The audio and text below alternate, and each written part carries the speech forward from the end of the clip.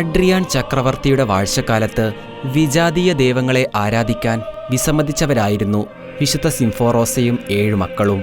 മതപീഡനത്തിന് ഇരകളാകുന്ന ക്രൈസ്തവരെ സഹായിക്കാനായി തൻ്റെ സമ്പത്ത് മുഴുവൻ ഉപയോഗിച്ച അവളെ വിളിച്ചു വരുത്തി ദേവന്മാരെ ആരാധിക്കാൻ ചക്രവർത്തി കൽപ്പിച്ചു. അവൾ പ്രതിവചിച്ചു, യേശുക്രിസ്തുവിനെ പ്രതി ക്രൂരമർദ്ദനങ്ങൾ സഹിച്ചു മരിച്ച എൻ്റെ ഭർത്താവ് ഇന്ന് നിത്യജീവൻ ആസ്വദിക്കുകയാണ്. അതുതന്നെയാണ് എൻ്റെയും ആഗ്രഹം. അവളെ മർദ്ദിച്ച ശേഷം തലമുടി കൊണ്ട് കെട്ടിത്തൂക്കിയിടുകയും തുടർന്ന് ഒരു കല്ല് കഴുത്തിൽ കെട്ടി പുഴയിലേക്ക് എറിയുകയുമാണ് ഉണ്ടായത്. മക്കളോട് അമ്മയെ അനുകരിക്കാതെ ദേവന്മാരെ ആരാധിക്കാൻ ചക്രവർത്തി കൽപ്പിച്ചെങ്കിലും അവർ അതിന് വിസമ്മതിച്ചു. മൂത്ത മകനായിരുന്ന ക്രഷൻസിനെ ശിരച്ഛേദം ചെയ്തു.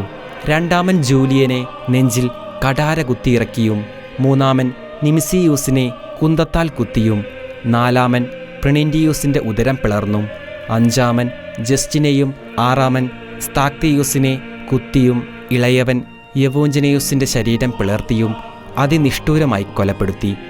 അങ്ങനെ ആ അമ്മയും മക്കളും നശ്വരമായ ലോകസുഖങ്ങളെ നിഷേധിച്ച് തങ്ങളുടെ നിത്യജീവൻ അവകാശപ്പെടുത്തി.